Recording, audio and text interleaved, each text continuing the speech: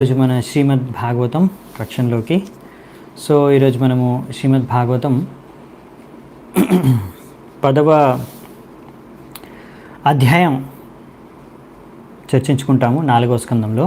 So ఈరోజు మొత్తం 10వ అధ్యాయం ఈరోజు ఒకే క్లాస్లో చర్చించుకోవడానికి ప్రయత్నిద్దాము. 30 శ్లోకాలు ఉన్నాయి. సో ఇందులో ముఖ్యంగా ధ్రువ మహారాజు యక్షులతో యుద్ధం జరుగుతుంది. ఎందుకు జరుగుతుంది, ఎలా జరుగుతుంది అనే విషయం ఈరోజు చూద్దామంట. సో మంగళాచరణ చేసుకొని స్టార్ట్ చేద్దాము. ఓం అజ్ఞానతిమిరాంధస్య జ్ఞానాంజనశలాకయా చక్షోరున్మిళితం యేన తస్మై శ్రీగురవే నమః. శ్రీచైతన్యమనోభీష్టం స్థాపితం యేన భూతలే స్వయం రూపః కదా మహ్యం దదాతి స్వపదాంతికం.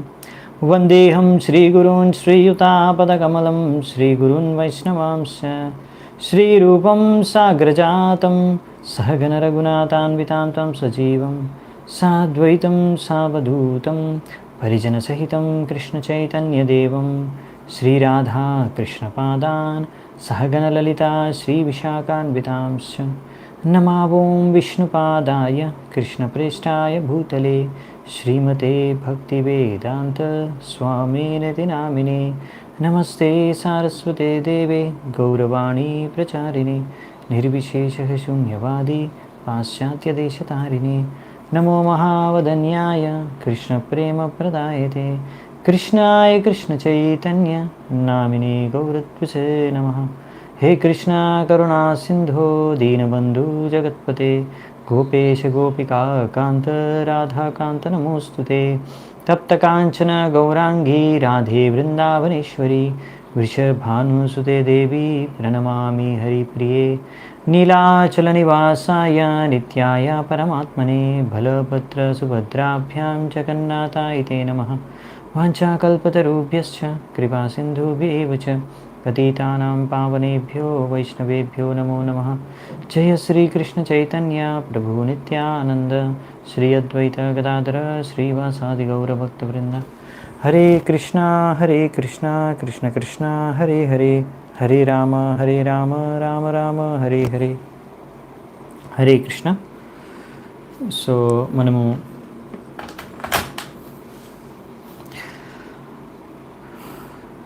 నాలుగో స్కందంలో 10వ అధ్యాయంలో మొదటి శ్లోకం.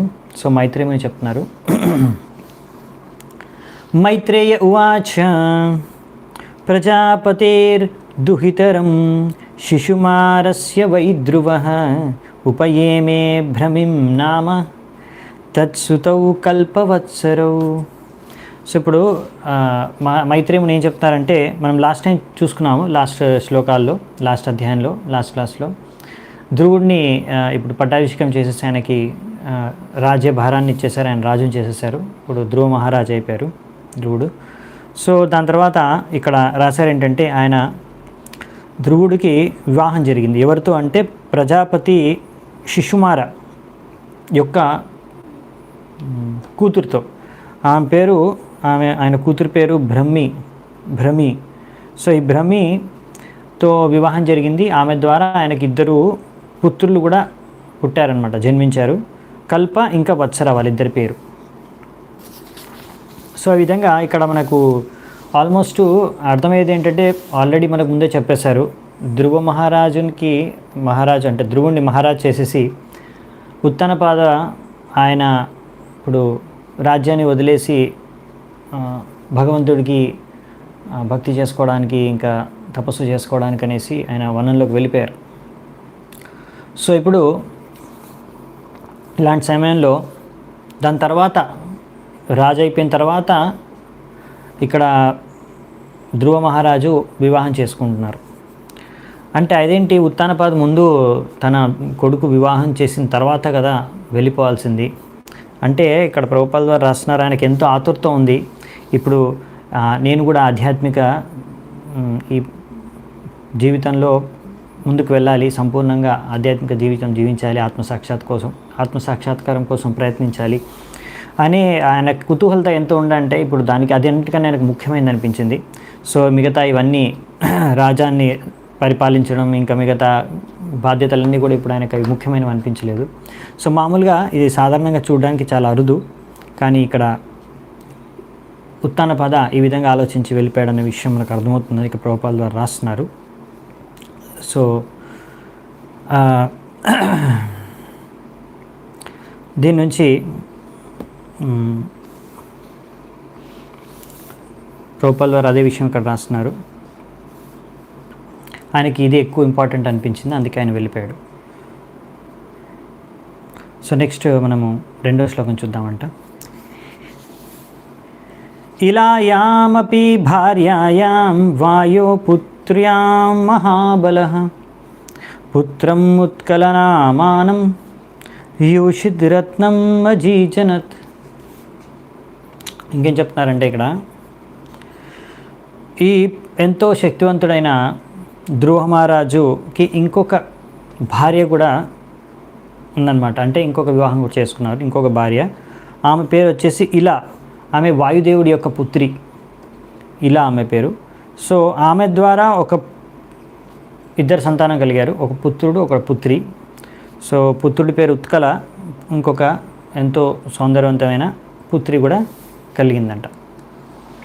ఉత్తమస్త్వక్రతోదాహో మృగయాయాం బలీయశ హతః పుణ్యజనేనాద్రౌ తన్మాతాస్య గతిం గత. ధ్రువ మహారాజు యొక్క తమ్ముడైన ఉత్తమ, ఆయన ఇంకా వివాహం చేసుకోలేదంట, ఇంకా అవివాహితుడే. ఆ సమయంలోనే ఒకసారి ఇది వేటాడడానికి అనేసి ఆయన అడవుల్లోకి వెళ్ళాడు. ఆ సమయంలో అక్కడ హిమాలయాల దగ్గరికి వెళ్ళినప్పుడు అక్కడ యక్షుల ద్వారా ఎవరో ఒక యక్షుడు ఆయన్ని చంపేశాడు. సో ఆయనతో పాటు ఆయన వెతుక్కుంటూ ఆయన ఒక తల్లి కూడా సురుచి కూడా వెళ్ళింది. ఆ సురుచి కూడా వెళ్ళి ఆమె కూడా మరణించింది అక్కడే. సో ఈ విధంగా ఈ విషయము మనకి ముందే చాలా ముందు ధ్రువుడు చిన్నగా ఉన్నప్పుడు తపస్సు చేసుకొని భగవంతుడు సాక్షాత్కారం అయినప్పుడు ఆయనే అప్పుడే చెప్పేశాడు భగవంతుడు ఇలా జరుగుతుంది భవిష్యత్తులో అని. సో అలాగే ఇప్పుడు జరిగిపోయింది. ధ్రువో భ్రాతృ వదం శ్రుత్వా కోపామర్ష సుచార్పితః జైత్రం స్యందనం ఆస్తాయ గతః పుణ్య జనాలయం.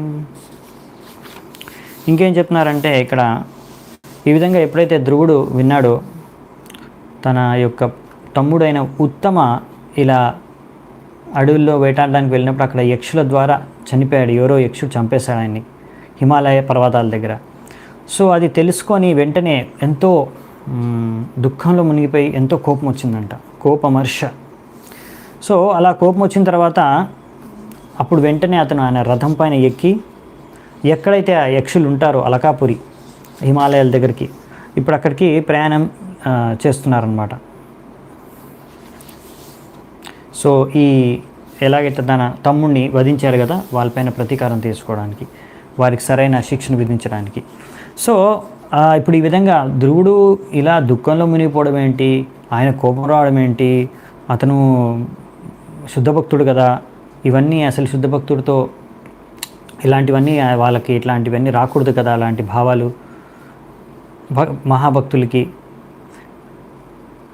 అవును, మామూలుగా భక్తులు అలా అవ్వరు, కానీ ఇలా ఎప్పుడు కూడా వాళ్ళు ఏ భక్తుడు కూడా శుద్ధ భక్తుడు కూడా కోపం రాకూడదు, ఎప్పుడు వాళ్ళ దుఃఖం వాళ్ళకి రాకూడదు అని ఇలా ఆలోచించడం అనేది ఒక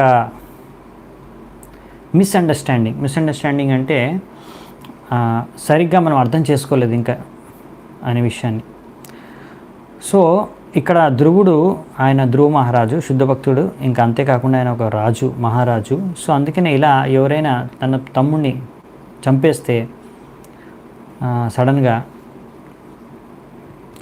సో అలాంటి సమయంలో ఇది ఆయన కర్తవ్యం. అలా ఎవరినైనా బయట వాళ్ళు వచ్చేసి మీ తమ్ముడిని చంపేస్తే మీరు అప్పుడు ఊరికే కూర్చోకూడదు. ముఖ్యంగా ఏంటంటే ఇక్కడ ఈయన క్షత్రియుడు, ఈయన కర్తవ్యమే రక్షించడం ప్రజల్ని. ఆయన పరివార వాసుల్ని ఎవరైనా వచ్చి చంపేస్తే ఆయన రక్షించుకోలేకపోతే, వాళ్ళకి దండించలేకపోతే మరి ఇంకేం క్షత్రియుడు. సో ఇది ఆయన యొక్క కర్తవ్యం అన్నమాట. సో ధ్రువుడి యొక్క కర్తవ్యం ఒక రాజుగా. సో అందుకనే వెంటనే ఆయన ఈ యక్షుల వైపు వాళ్ళని దండించడానికి, వారిపైన ప్రతీకారం తీర్చుకోవడానికి హిమాలయాల వైపు వెళ్ళిపోయాడు. సో సో ఆయన కర్తవ్యాన్ని ఆయన నెరవేరుస్తున్నాడు అనమాట. దానికి తగ్గట్టుగా ఆయన వివరిస్తున్నాడు. సో ఆ విషయం కూడా అర్థం చేసుకోవాలి మనం. సో బేసికలీ ఏంటంటే వాళ్ళు శుద్ధ భక్తులు ఏంటంటే వాళ్ళ ఇంద్రియ తృప్తి కోసం లేకపోతే భోగించడంలో ఏమైనా సమస్యలు వస్తే దానికి మామూలుగా బయట ఎందుకు జనాలు కోపం వచ్చేస్తుందంటే వాళ్ళకి ఎవరో వాళ్ళని ఇంద్రియం భోగించడంలో ఏదో ఆపత్తి కలిగిస్తున్నారు, అందుకే వాళ్ళకి వెంటనే కోపం వచ్చేస్తుంది. నన్ను ఎందుకు ఎంజాయ్ చేయనివ్వట్లేదు అని, ఎవరు ఎంజాయ్ చేయనివ్వట్లేదు అని. సో అలా కోపం వస్తుంది. అలా ఏమైనా భోగించడానికి దొరకకపోతే అప్పుడు దుఃఖిస్తూ ఉంటారు. సో అలా ఒకరి ఇంద్రియ తృప్తిలో బాధ కలిగినప్పుడు, ఆపత్తి కలిగినప్పుడు దుఃఖించడం, లేకపోతే కోపమించుకోవడం. సో ఇది భక్తులు ఎవరు చేయరు, శుద్ధ భక్తులు అలా అన్నమాట. సో కానీ అలా ఏ ఫీలింగ్స్ లేకుండా, అంటే కోపము దుఃఖము ఏ భావాలు అంటే ఫీలింగ్స్ ఎమోషన్స్ లేకుండా ఉండాలి ఒక భక్తుడు అనేది అనుకోవడం సరైన మూర్ఖత్వం. అది సరైన అర్థం కాదనమాట ఒక భక్తుడిని. సో అలా ఇప్పుడు ఇక్కడ చూసినట్టుగా ధ్రువుడు, సో ఆయన సేవ కర్తవ్యం, అలా భక్తులు సేవా కర్తవ్యం చేసేటప్పుడు సరిగ్గా కర్తవ్య పాలన చేయడానికి దానికి ఏ ఎమోషన్స్ ఉండాలో ఆ ఎమోషన్స్ ఉంటాయి. అంటే బేసికల్ ఏంటంటే మనము భక్తిలో ఎమోషన్ లెస్ అవ్వకుండా ఉండమన్నమాట. అంటే అన్ని ఎమోషన్స్ లేకుండా ఉండే పద్ధతి కాదనమాట. సో మనం ఏంటంటే అన్ని ఎమోషన్స్ని కరెక్ట్గా డైరెక్ట్ చేయాలి భగవంతుడి సేవలో, మనం చేయాల్సిన ధర్మాన్ని కర్తవ్యాన్ని నెరవేర్చడంలో. అది ఇక్కడ రాశారు. సో అందుకే మనం సరిగ్గా అర్థం చేసుకోవాలని చెప్తున్నారు. గత్వోదీచిం దిశం రాజా రుద్రానుచర సేవితాం దదర్శ హిమవద్రోణ్యాం పురీం గుహ్యగా సంకులాం. ధ్రువ మహారాజు ఈ విధంగా ఉత్తరం వైపు వెళ్ళాడు. హిమాలయాలు ఉత్తరం వైపు ఉంటాయి కదా. సో ఉత్తర దిశలో వెళ్ళి అక్కడ హిమాలయాల దగ్గరికి వెళ్ళి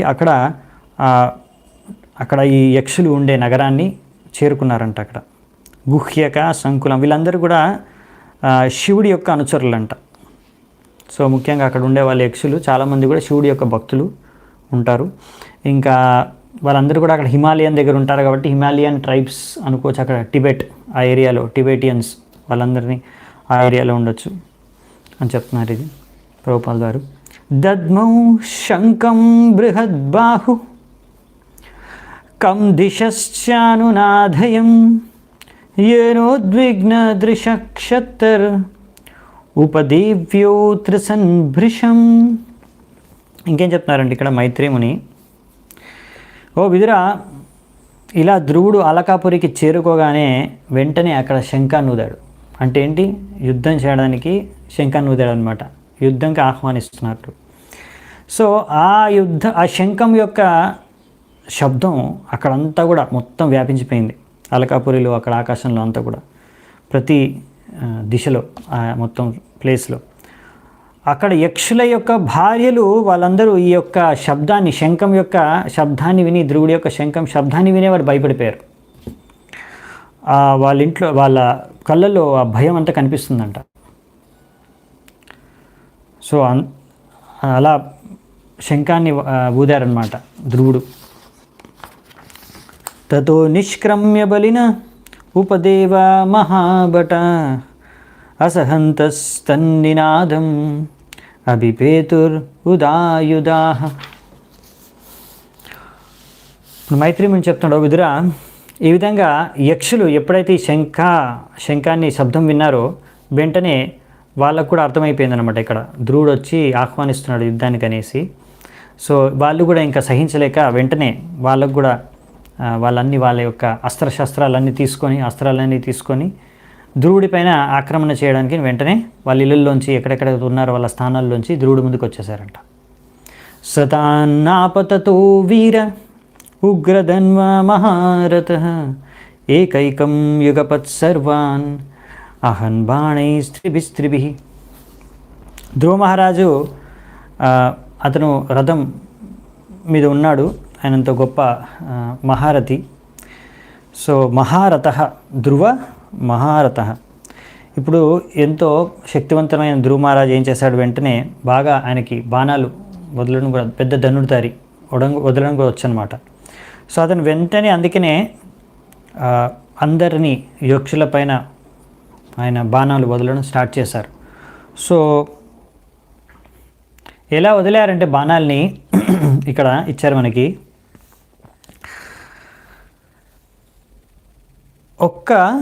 by simultaneously discharging 3 arrows at a time. ఒక్కసారి ఆయన 3 బాణాలను వదిలారంట ఆ విధంగా. సో ఈ విధంగా వదిలినప్పుడు తే వై లలాట లగ్నైస్తేర్ ఇషుభిః సర్వ ఏవ హి మత్వా నిరస్తం ఆత్మానం ఆశంసన్ కర్మ తస్య తత్.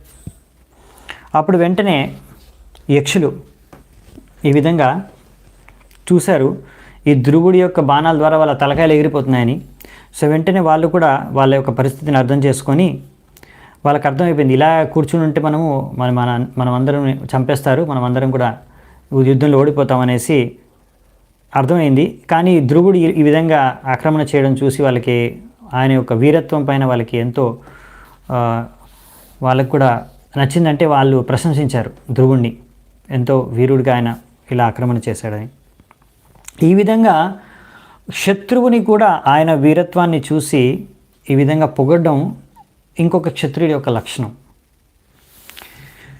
సో ఇక్కడ అదే చెప్తున్నారు. సో నెక్స్ట్ ఏం జరిగిందో చూద్దాం. ఇప్పుడు వీళ్ళు కూడా ఊరికే కూర్చోరనమాట. తేపి చాముం అమృష్యంతః పాదస్పర్శం ఇవ రాగః శరైర్ అవిద్యం యుగపద్ ద్విగుణం ప్రచికీర్షవః. ఎలాగైతే ఏవైతే పాములు ఉంటాయో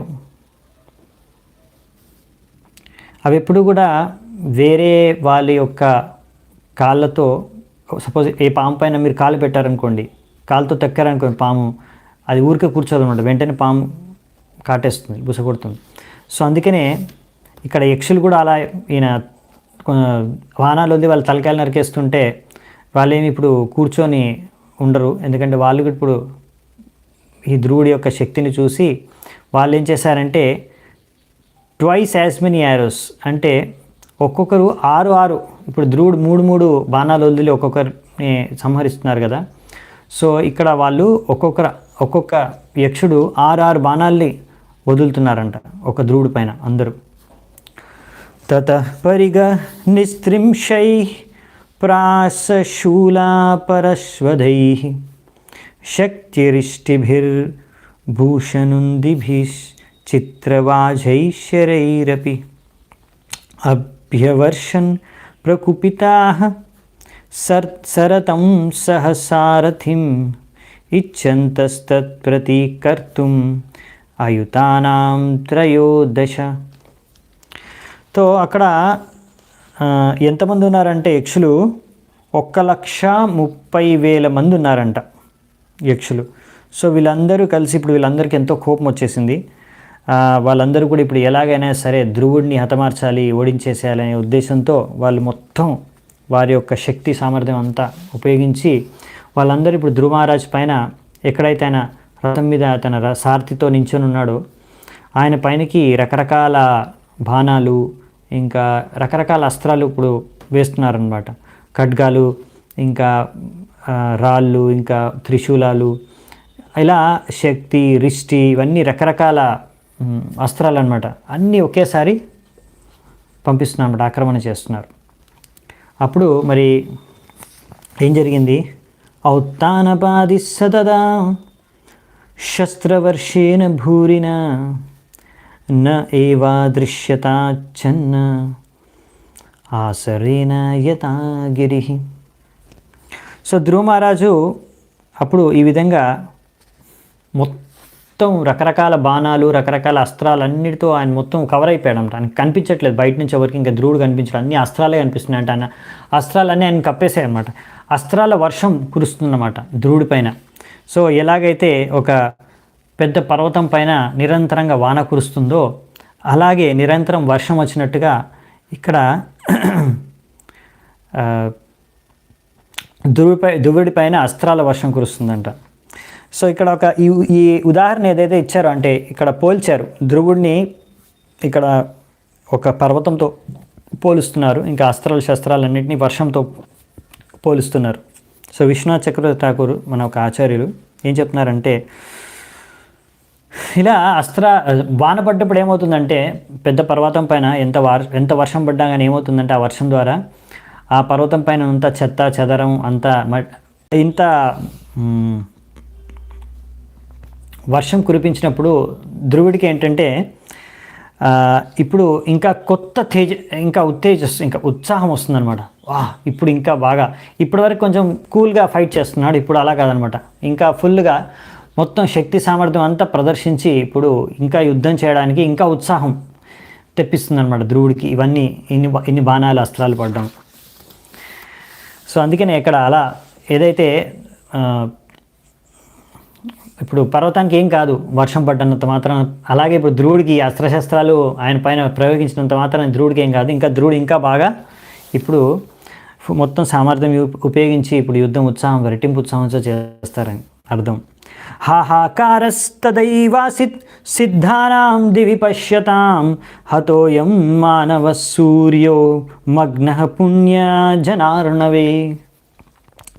అప్పుడు ఇంకా పైన సిద్ధలోకాల్లో ఉన్న సిద్ధులు వాళ్ళందరూ కూర్చి ఈ యొక్క యుద్ధాన్ని చూస్తున్నారు, పైన ఆకాశం నుంచి చూస్తున్నారు.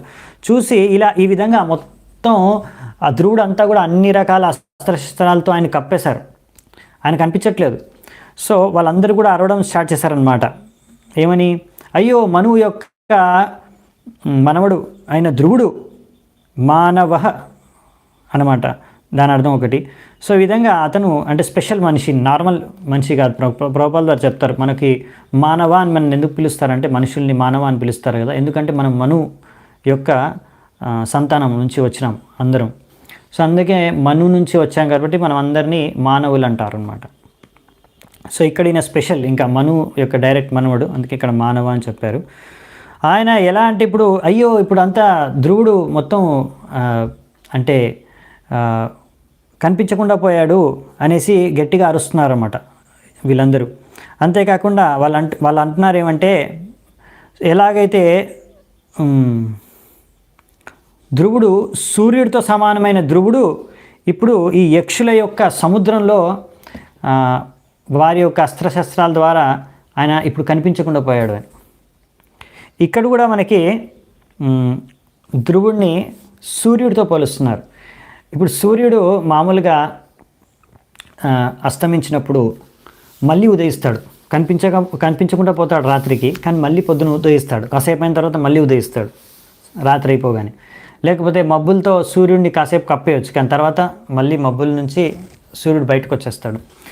సో అలాగే ఇక్కడ ధ్రువుడు కూడా ఏంటంటే, ఇప్పుడు కాసేపు అలా వాళ్ళు కప్పేశారు ధ్రువుడిని, కానీ ఇప్పుడు దీని అర్థం ఏంటంటే ఇంకా ధ్రువుడు పని అయిపోయింది, లేకపోతే ధ్రువుడు చనిపోయాడని కాదు.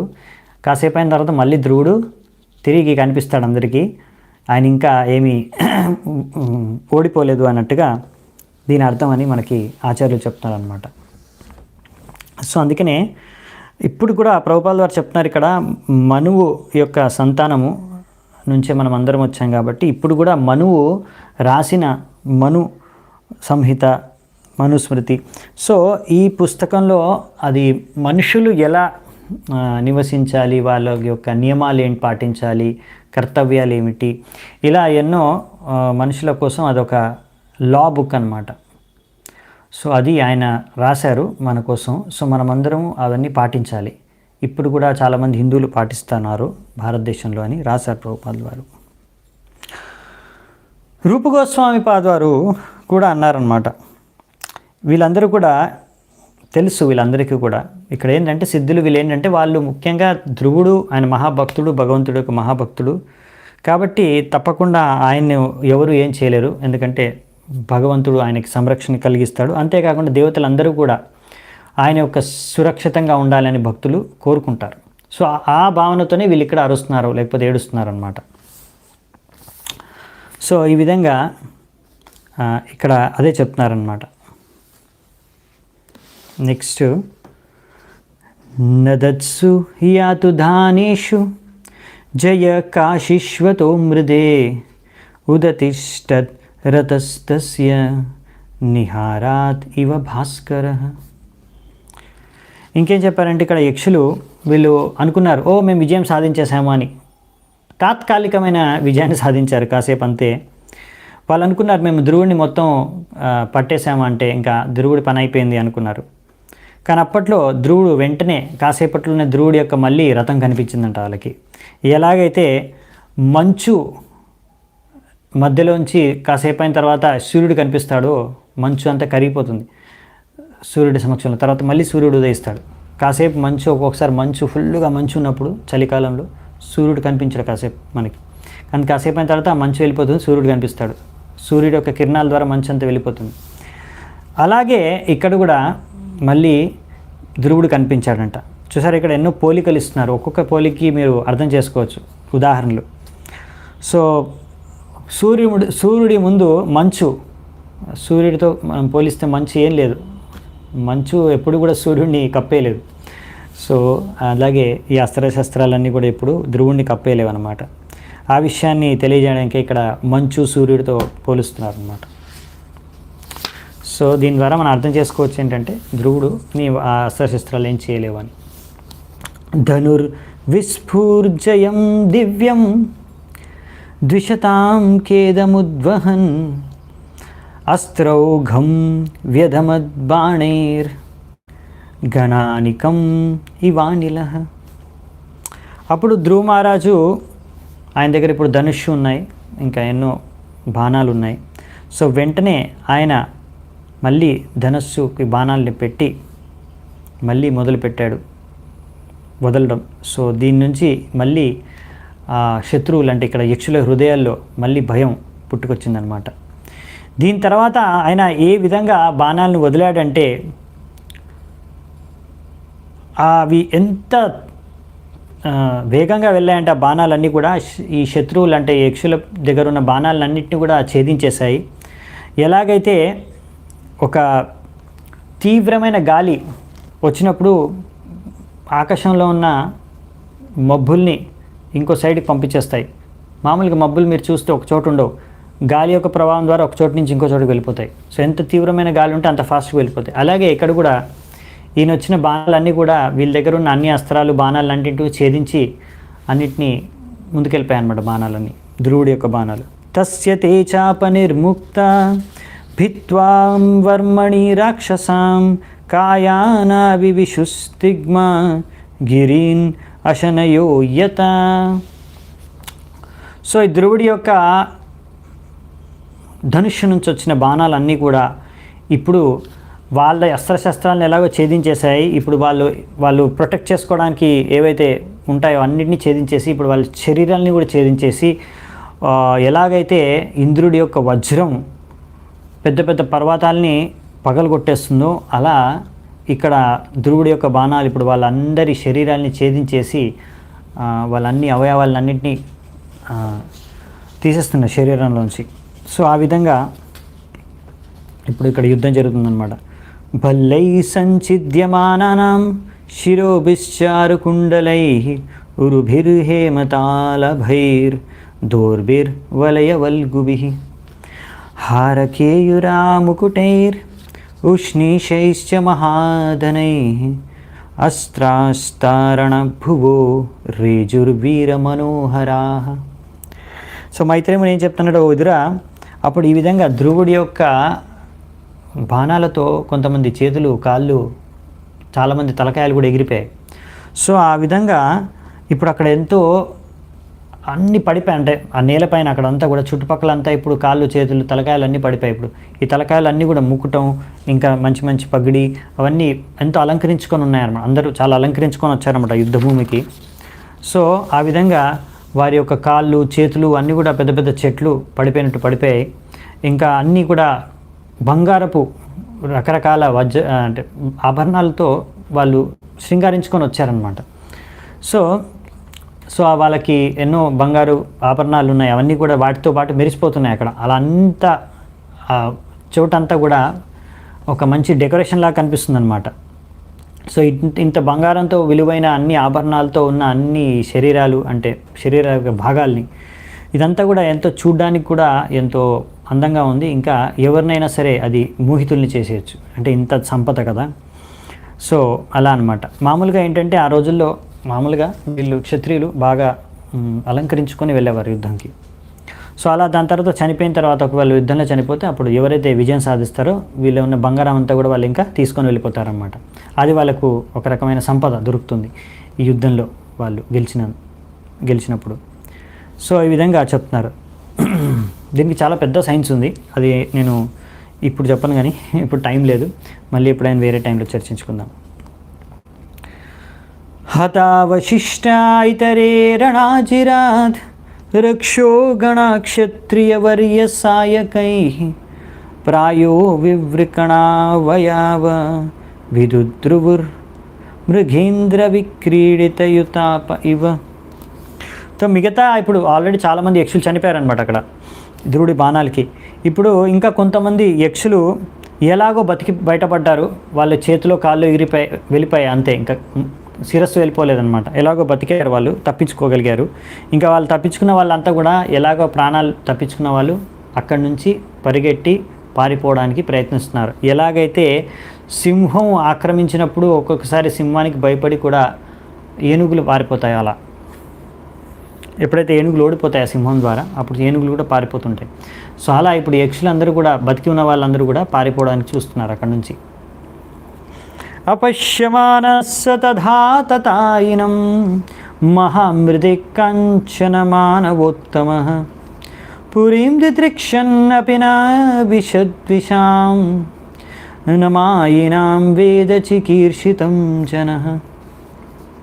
సో ధ్రువ మహారాజు ఇక్కడ ఏం చెప్తున్నారంటే, ఈ యొక్క యుద్ధ భూమిలో ఇప్పుడు ధ్రువుడి ముందు ఒక్క యక్షుడు కూడా అస్త్రశస్త్రాలతో నించుని యుద్ధం చేయడానికి సిద్ధంగా లేడు. అందరూ పారిపోయారు, చనిపోయే వాళ్ళు చనిపోయారు, ఇంకా బతుకున్న వాళ్ళందరూ కూడా అక్కడి నుంచి పారిపోయారు. సో అప్పుడు తర్వాత అనుకున్నాడు, సరే ఇప్పుడు వెళ్ళి అలకాపురి లోపలికి వెళ్ళి వీళ్ళ యొక్క నగరాన్ని చూద్దామని. కానీ అప్పుడు అనుకున్నారు మళ్ళీ ఈ యక్షులది ఏమీ అర్థం కాదు, ఎందుకంటే యక్షులు ఏంటంటే వాళ్ళకి చాలా మాయాలు తెలుసు అనమాట. వాళ్ళు చాలా రకాల మాయల్ని సృష్టించి మ్యాజిక్ బాగా తెలుసు అనమాట యక్షులకి. సో వీళ్ళని నమ్మలేం మనము, వీళ్ళు మళ్ళీ ఎలా వ్యవహరిస్తారో, ఎలాంటి మాయని సృష్టిస్తారో అనేసి కొంచెం ధ్రువుడు ఆలోచిస్తున్నాడు. అప్పుడు ఏం జరిగిందంటే, ఇతి భ్రువం చిత్రరథ స్వసారథిం యత్తః పరేషాం ప్రతియోగ సంకితః శుశ్రావశబ్దం జలదేరివేరితం నభస్వతో దిక్షురజోన్వదృశ్యత. సో ఆ సమయంలో ఏం జరిగిందంటే, ధ్రువుడు అతని సారథితో కలిసి ఇలా మాట్లాడుతున్నాడు. నాకు ఎందుకో సందేహంగా ఉంది, ఇలా పారిపోయారేంటి యక్షులు, వీళ్ళది అర్థం కాదు, వీళ్ళు ఇప్పుడు ఏదో మాయ చేయబోతున్నట్టున్నారు అని అనుకుంటున్నప్పుడే ఒక పెద్ద శబ్దం వినిపించిందంట. పెద్ద శబ్దం వినిపించి, ఎంత పెద్ద శబ్దం అంటే ఇక్కడ ఒక పెద్ద సముద్రం వస్తున్నట్టు, అలా అంత శబ్దం వినిపించి ఆకాశం నుంచి ఇప్పుడు ఒక పెద్ద గాలి తుఫాను అన్ని దిశల నుంచి వాళ్ళ వైపు వచ్చేస్తుందంట, పెద్ద శబ్దం చేసుకుంటూ. క్షణేనాచ్ఛాదితం వ్యోమ గణానికేన సర్వతః విస్ఫురత్ తడితా దిక్షు త్రాసయత్ స్తనయిత్నునా. ఒక్క క్షణంలో మొత్తం ఆకాశం అంతా కూడా ఎంతో ఘనమైన మబ్బులతో నిండిపోయిందంట. అక్కడి నుంచి ఇంకా ఎంతో ఉరుములు మెరుపులు శబ్దాలు వినిపిస్తున్నాయి. దాని తర్వాత అక్కడ ఉరుములు మెరుపుల తర్వాత ఎంతో పెద్ద వాన కురుస్తుందంట. వవర్షు రుధిరౌఘాశ్రక్ పూయవిన్మూత్రమేధసః నిపేతుర్ గగనాదస్య కబంధాన్యగ్రతోనగ.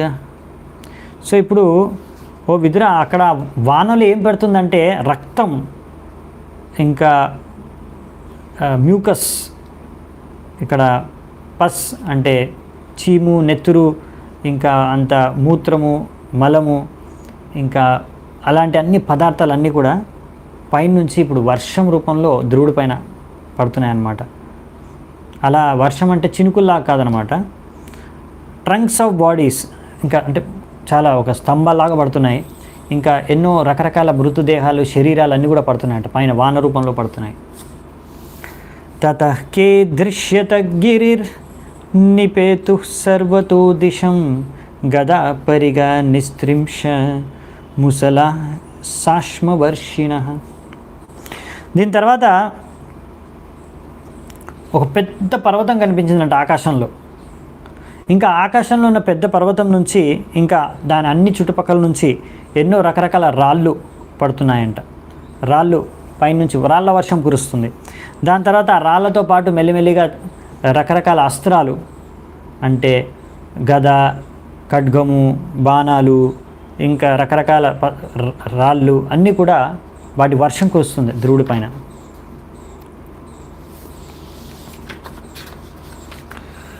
అహయో శని నిశ్వాస వమంతోగ్నిం రుషాక్షిభిః అభ్యధావన్ గజామత్తాః సింహవ్యాఘ్రశ్చ యుత్తశః.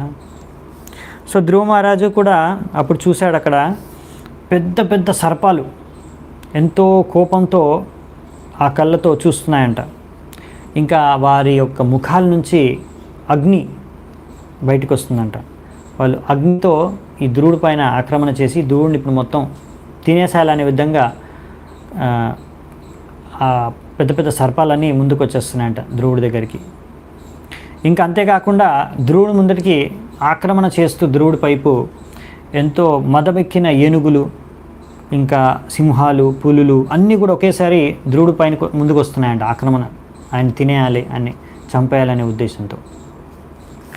సముద్ర ఊర్మిభిర్భీమః ప్లావయన్ సర్వతో భువం ఆససాద మహాహ్రాదః కల్పాంత ఇవ భీషణః. ఎలాగైతే మొత్తం ఈ సృష్టి అంతా కూడా ప్రళయం వచ్చేసి ఈ బ్రహ్మాండం అంతా కూడా ధ్వంసమైపోతుందో అటువంటి సన్నివేశం కనిపిస్తుంది ధ్రువుడికి. సో ఇంకా ఎన్నో రకరకాల పెద్ద పెద్దగా అలలు వస్తున్నాయంట, ఇంకా పెద్ద పెద్ద శబ్దాలు వస్తున్నాయి. సో ఈ విధంగా మొత్తం వాతావరణం అంతా అక్కడ మారిపోయిందన్నమాట. సో మొత్తం ఇప్పుడు మొత్తం సృష్టి అంతా, లేకపోతే ప్రళయం వచ్చేసి మొత్తం నశించిపోతుంది అన్నట్టుగా అక్కడ కనిపిస్తుంది అన్నమాట ధ్రువుడికి. సో ఇటువంటి మాయను సృష్టించాయన్నమాట అవి, మీరు ఊహించుకోవచ్చు యక్షులు. ఏవం విధాన్యనేకాని త్రాసనాన్యమనస్వినాం ససృజస్తిగ్మగతయ ఆసూర్య మాయయాసురాః. సో ఈ యక్షులు ఈ విధమైన ఎంతో ఇటువంటి మాయాశక్తి కలిగిన హీనమైన వ్యక్తులు ఒక విధంగా. ఇలా ఇటువంటి అసురిక మాయాశక్తి ద్వారా వాళ్ళు మాయామోహితులు చేసేస్తున్నారు ఎంతోమందిని. ఈ విధంగా వాళ్ళు ఎవరైతే తక్కువ తెలివితేటలతో, తక్కువ బుద్ధి ఉంటుందో అలాంటి వాళ్ళని ఈజీగా వాళ్ళు మాయామోహితులు చేసి భయపెట్టించేస్తారనమాట, ఇటువంటి మాయలు చూపించేసి. సో అలా ధ్రువుణ్ణి భయపెట్టించడానికి వాళ్ళు ప్రయత్నిస్తున్నారు. ఎందుకంటే వాళ్ళు స్ట్రైట్ ఫార్వర్డ్గా యుద్ధం చేయడానికి వాళ్ళకి రావట్లేదు. సో వాళ్ళు స్ట్రైట్గా యుద్ధం చేస్తే ధ్రువుడు అందరినీ, చాలామందిని చంపేస్తాడు యక్షుల్ని. సో మిగతా యక్షులు పారిపోయి ఇప్పుడు వాళ్ళు ఇలాంటి మాయను సృష్టించి ధ్రువుడిని భయపెట్టించడానికి ప్రయత్నిస్తున్నారు. ధ్రువే ప్రయుక్తామసురైస్ తాం మాయామతి దుష్టరాం నిశమ్య తస్య మునయః శం ఆశంసన్ సమాగతాః. మరి ఇప్పుడు ఏం జరుగుతుంది? ఈ యొక్క మాయ నుంచి ధ్రువుడు ఎలా బయటపడతాడు? సో ధ్రువుడు ఇలా మాయలో ఇరుక్కుపోయాడు. ఇప్పుడు ధ్రువుడికి ఏం చేయాలో అర్థం కావట్లేదు అనమాట. ఈ మాయను ఎలా మొత్తం తొలగించేసేయాలి, లేకపోతే ఇక్కడ నుంచి ఎలా బయటపడాలి? ఇక్కడ యక్షులు ఎవరు కనిపించట్లేదు, అన్నీ ఇవి అస్త్రాలు, శస్త్రాలు, మొత్తం రకరకాల అన్ని క్రూర ముగాలు, ఇవన్నీ శబ్దాలు తప్ప ఏం అర్థం కావట్లేదు. సో ఆ సమయంలో ఇలా ధ్రువుడు కొంచెం అయోమయ పరిస్థితిలో ఉన్నాడు, ఆయనకి అర్థం కావట్లేదు. నేను ఆయనకు మార్గదర్శనం చేయడానికి అనేసి అక్కడ కొంతమంది గొప్ప గొప్ప ఋషులు ప్రత్యక్షమయ్యారంట. ఎందుకంటే ఇలా మాయా, ఈ యక్షులు చేసే మాయకు ఈయన అర్థం కావట్లేదు ధ్రువుడికి ఏం చేయాలో అని. వెంటనే వాళ్ళు అక్కడికి వచ్చేసి ఆయనకి సరైన మంగళదాయకమైన ఉపదేశం చేయడానికి, ఇంకా ధ్రువుడికి ప్రోత్సాహాన్ని అందించడానికి, ఇప్పుడు సహాయం చేయడానికి అనేసి అక్కడ పెద్ద పెద్ద ఋషులు ప్రత్యక్షమయ్యారు ధ్రువుడి ముందు. ఇప్పుడు వాళ్ళందరూ మునులు ఏం చెప్తున్నారంటే, ఇప్పుడు సొల్యూషన్ ఇది చాలా ఇంపార్టెంట్, లాస్ట్ శ్లోకమే కానీ ఇది సారం. సో ఇది చాలా ఇంపార్టెంట్. ఇక్కడ అన్ని దయ్యాలు, ఈ అసురులు, వీళ్ళందరూ యక్షులు, వీళ్ళందరూ రకరకాల మాయల్ని సృష్టిస్తే అది ఎలా తొలగించేయచ్చు, మాయాని మనం ఎలా తొలగించేయచ్చు అంటే ఇప్పుడు మునులు చెప్తున్నారు. మునయ ఊచు ఔత్తానపాదా భగవాంస్తవ సారంగధన్వా దేవక్షిణోత్వవ నతారిహరో విపక్ష్యాన్ యన్నామధేయం అభిధాయ నిశమ్య చాద్ధ లోకోంజసాత్తరతి దుస్తరమంగ మృత్యుం. ఎలా? యన్నామధేయం, ఆ భగవంతుడి నామాన్ని నువ్వు జపించు, భగవంతుడి నామానికి ఆ శక్తి ఉంది అని ఋషులు మునులందరూ కూడా ధ్రువుడికి చెప్తున్నాడు. ఓ ఉత్తానపాద యొక్క పుత్రుడు, ఓ ధ్రువ, నీకు ఈ విషయం నువ్వు ఇప్పుడే గుర్తుకు చేసుకో. ఆ భగవంతుడు సారంగ ధన్వ అంటే ఎవరైతే తన భక్తులు ఎప్పుడైనా ఆపదలో ఉంటే రక్షించే ఆ భగవంతుడు, ఆ నామాన్ని నువ్వు జపించు. ఎందుకంటే ఆయనే మొత్తం అసురుల్ని, నీ శత్రువులని అందరినీ హతమార్చేది. సో ఆయన నామము, ఆయనకి ఎంత శక్తి ఉందో ఆయన నామము కూడా అంతే శక్తి ఉంది. అది ఇక్కడ వీళ్ళు చెప్తున్నారు. యన్నామధేయం అభిధాయ నిశమ్య చద్ద. సో అందుకనే వెంటనే ఈ యొక్క నామాన్ని నువ్వు జపించు. ఈ నామాన్ని జపించడం ద్వారా, ఇంకా ఆ నామాన్ని వినడం ద్వారా ఎవరైనా సరే ఎన్ని రకరకాల మాయలు కానీ మృత్యువు నుంచి కూడా ఎంతో సునాయాసంగా వాళ్ళు బయటపడగలరు. ఆ విధంగా ఒక భక్తుడు రక్షింపబడగలడు అని ఇక్కడ వీళ్ళు చెప్తున్నారనమాట. సో ఎవరైనా సరే, ఏ వ్యక్తి అయినా సరే, భక్తుడు ఇలా జస్ట్ భగవంతుడు నామాన్ని జపించి మృత్యువునే జయించవచ్చు. సో అందుకనే నువ్వు ఆ భగవంతుడి నామాన్ని జపించు అని ధ్రువుడికి ఉపదేశం చేస్తున్నారు ఇక్కడ మునులు వచ్చి. సో నిజంగా ఇది ఇలా ఊహించుంటారు ఎవరు. సో భగవత్ నామాన్ని జపించమని నేను చాలా విషయాలు చూశాను, చాలా దగ్గర కూడా చూశాను. ఒకసారి నేను ఒక ఆయుర్వేదిక్ డాక్టర్ దగ్గర కూడా వెళ్ళాను అనమాట, వేరే ఒక డివోటీని తీసుకొని. సో ఆ ఆయుర్వేదిక్ డాక్టరు కూడా ఆయన దగ్గర ఉన్న పుస్తకాలు చూపించారు, ఆయుర్వేదిక్ గ్రంథాలు. సో ఆయన అందులో చూపించి అక్కడ రాసింది ఏమంటే, ఏవైతే చాలా భయంకరమైన రోగాలు ఉంటాయో, ఇంకా వాటికి ఏ నివారణ లేదు, అలాంటి రోగాలకి కూడా ఒకటే మార్గం అందులో రాశారు. భగవంతుడు విష్ణు నామాన్ని, హరినామాన్ని జపించడం ద్వారా నిరంతరం ఎంత భయంకరమైన రోగాలు కూడా వెళ్ళిపోవచ్చు. అది ఒక్కటే మార్గం ఇంకా లాస్ట్. ఆయుర్వేదంలో కూడా అలా రాశారు. సో ఔషధాలు ఉంటాయి, ఔషధాలు అన్నీ ఇచ్చారు, కొన్ని రోగాలకి ఒక్కొక్క వ్యాధికి ఒక్కొక్క ఔషధం. కానీ అన్నిటికన్నా భయంకరమైన వ్యాధులకి ఒకటే ఔషధం, భగవంతుడి నామాన్ని జపించాలి, అదే అన్నిటికన్నా గొప్ప ఔషధం అని రాశారు.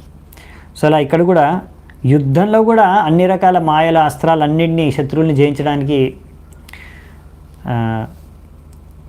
ఇక్కడ ధ్రువుడికి ఉపదేశిస్తున్నారు మునులు భగవత్నామాన్ని జపించమని. సో అందుకే మనం ఎప్పుడు కూడా భగవత్నామాన్ని తక్కువ అంచనేయకూడదు. భగవంతుడి నామాన్ని జపిస్తే ఏమవుతుంది, ఏ ప్రాబ్లం వచ్చినా కానీ చాలామంది సొల్యూషన్ గురించి వెతుకుతూ ఉంటారు, దీనికి ఉపశమనం మార్గం ఏంటి అని. సో ఇక్కడ చూడండి, ధ్రువుడికి ఏమి సూచన ఇస్తున్నారు మునులు, భగవత్నామాన్ని జపించమని. ఎందుకంటే అది అంత శక్తివంతమైంది, భగవంతుడి అంత శక్తి ఉంది ఆయనకి అందులో. సో అందుకని మనము భగవంతుడి నామాన్ని జపించడం అనేది చాలా ఇంపార్టెంట్ అనే విషయం అర్థం చేసుకోవాలి. ఇంకా అది చాలా, దాని ద్వారా అన్నీ అయిపోతాయి. భగవంతుడి నామానికి ఎంత శక్తి ఉందంటే భగవంతుడికి ఉన్నంత శక్తి ఉంది. కాబట్టి భగవంతుడు ఏం చేయగలడు, భగవంతుడి నామం కూడా అవన్నీ చేయగలడు. సో ఈ విషయాన్ని మనం ఎప్పుడు గుర్తుంచుకోవాలి సార్. కాబట్టి మనము ఏ ఉపాయం తోచకున్నా కానీ మనం భగవంతుడి నామాన్ని జపించడం అయితే వదులుకోకూడదు. దాని ద్వారా ఓన్లీ ఏంటంటే మనకు దాని మీద నమ్మకం ఉండాలి, దానిపైన శ్రద్ధ నమ్మకాన్ని మనము ప్రతిదినం పెంచుకోవాలి. అలా పెంచుకోగలిగితే మనకు అది పెద్ద సంపద, అన్నిటికన్నా పెద్ద సంపద అదే మనకి జీవితంలో. ఎందుకంటే అదే మనం రక్షించేది, ఇంకా ఏ సంపద ఇంకా ఏది రక్షించదు. ఈ విషయం మనం ఎంత బాగా గ్రహించగలిగితే మనకు అంత మంచిది. సో అప్పుడు ఇంకా మనం అంత టెన్షన్ తక్కువ తీసుకుంటాం. ఎందుకంటే మనకు తెలుసు, ఇప్పుడు మనకు నమ్మకం ఉందనుకోండి, భగవంతుడు నామాన్ని జపిస్తే చాలు, భగవంతుడు నాతో పాటు ఉన్నాడు కాబట్టి నాకు ఏం జరిగినా అది మంచి జరుగుతుంది. సో ఆ నమ్మకం ఎంత బాగా ఉంటే మనకు అంత టెన్షన్ తక్కువ ఉంటుంది. సో ఇక్కడ ఇదంతా కూడా ఎందుకంటే భగవంతుడు ఎప్పుడు కూడా తన భక్తుల్ని రక్షిస్తూ సరైన మార్గదర్శనం చేస్తూ ఉంటారు. ఇది కూడా ఇంకొక మంచి పాయింట్ ఏంటంటే, ఎందుకంటే భగవంతుడు ఎప్పుడు తన భక్తుల్ని రక్షించు సంరక్షిస్తూ ఉంటారు కాబట్టి ఇక్కడ వీళ్ళు కూడా ఆ భగవంతుడి యొక్క ప్రేరణ, భగవంతుడు ప్రతి ఒక్కరి హృదయంలో పరమాత్మ రూపంలో ఉంటారు కదా. సో ఆ భగవంతుడి యొక్క ప్రేరణ ద్వారా అని ప్రభుపాదుల వారు రాస్తున్నారు, ఈ మునులందరూ కూడా ఈ సమయంలో ఇక్కడికి వచ్చి యుద్ధ భూమిలోకి మునులు ప్రత్యక్షం అవ్వడం ఇది కొంచెం విచిత్రంగా ఉండొచ్చు. సో అక్కడ ప్రత్యక్షమై వాళ్ళు ధ్రువుడికి ఇలా భగవంతుడు నామాన్ని జపించమని చెప్తారు. సో ఇదంతా కూడా భగవంతుడి ప్రేరణ ద్వారానే ఈ మునులు ఇలా చేశారు. భగవంతుడు అలా ప్రేరణ ఇస్తాడు. సో మనకు ఒక్కొక్కసారి తెలీదు, మనం ఏదైనా ఆపదలో ఉంటే ఇలా బయటపడతాము. మేబీ ప్రతిసారి భగవంతుడు స్వయంగా వచ్చి మనను ఉద్ధరించలేము. ఆయన ఎవరైనా హృదయంలో ప్రేరణ కలిగిస్తాడు. సో ఆ వ్యక్తి సడన్గా ఎవరో ఒకరు వచ్చి మీకు సహాయం చేస్తారు. అటువంటి ఆపదలో మిమ్మల్ని సహాయం నుంచి బయట పంపించేస్తారు. మీకు కూడా తెలియదు ఆ వ్యక్తి ఎవరో, లేకపోతే అటువంటి ఘటన జరుగుతుంది, మీరు ఎటువంటి ఆపదల నుంచైనా బయటపడిపోవచ్చు. అలాంటి సమయాల్లో మీరు అర్థం చేసుకోవాలి, అరే ఇది ఇలా సడన్గా అనుకోని విధంగా నేను ఈ ఆపద నుంచి బయటపడ్డాను, పరిస్థితులు మారిపోయాయి, లేకపోతే ఎవరో వ్యక్తులు, తెలియని వ్యక్తులు కూడా, లేకపోతే తెలిసిన వ్యక్తులైనా వచ్చి సడన్గా మీకు హెల్ప్ చేసి మీరు అనుకోలేదు మీరు బయటపడిపోయారు కొన్ని సమస్యల నుంచి, లేకపోతే దుఃఖాల నుంచి, ఆపదల నుంచి. సో ఇవన్నీ కూడా ఎలా జరుగుతాయంటే ఏది కూడా అందుకదే జరిగిపోదు.